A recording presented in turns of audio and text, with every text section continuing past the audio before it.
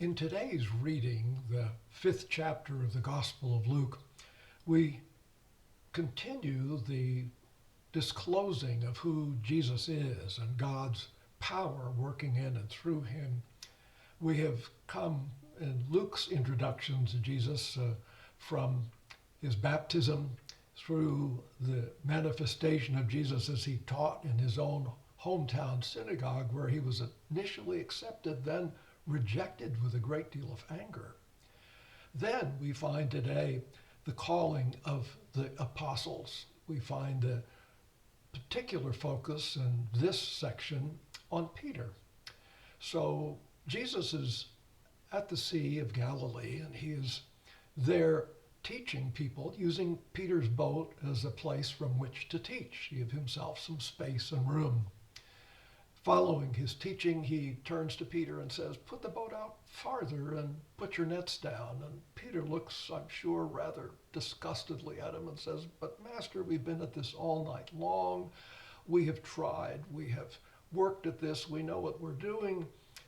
But if you say so, I will drop the nets." And of course, Peter does. And he comes up with a catch that is astounding. He's amazed.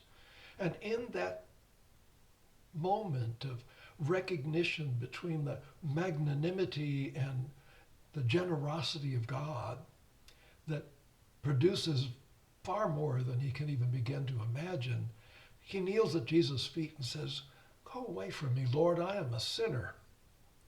But Jesus responds to him, "Do not be afraid. Do not be afraid." Words that are so encouraging to all of us who recognize that we are, none of us, perfect.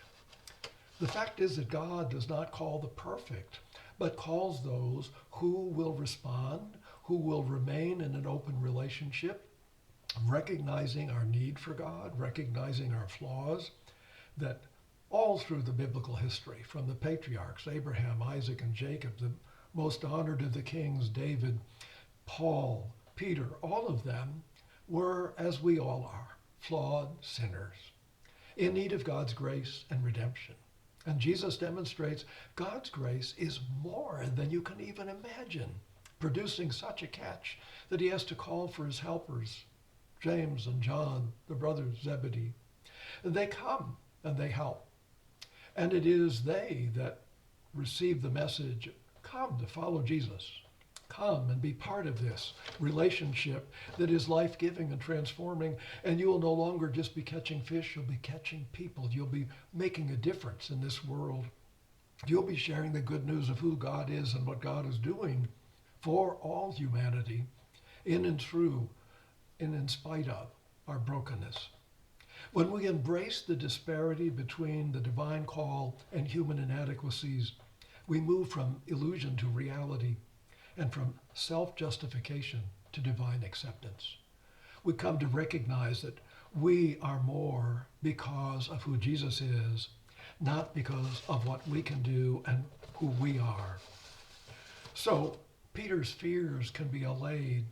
He does not have to be concerned that he's not up to the task or that he is unworthy, but rather that he is beloved far beyond his greatest imagining.